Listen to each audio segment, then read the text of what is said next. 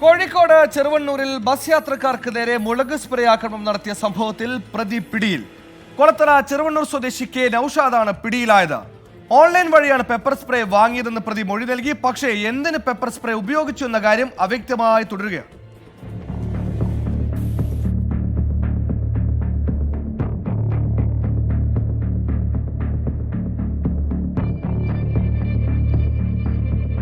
ഇന്നലെ വൈകിട്ടാണ് കോഴിക്കോട് നിന്നും മഞ്ചേരിയിലേക്ക് പോകുകയായിരുന്ന സ്വകാര്യ ബസ്സിനെതിരെ യുവാവിന്റെ ആക്രമണമുണ്ടായത്.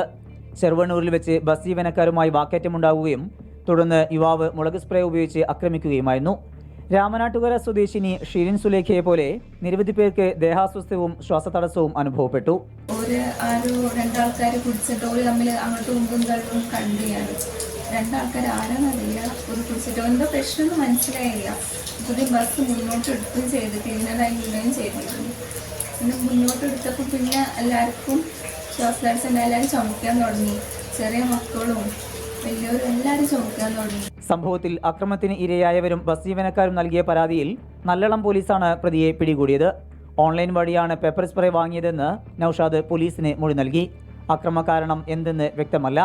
പ്രതിയെ പോലീസ് ചോദ്യം ചെയ്തു വരികയാണ്. 24 കോഴിക്കോട്.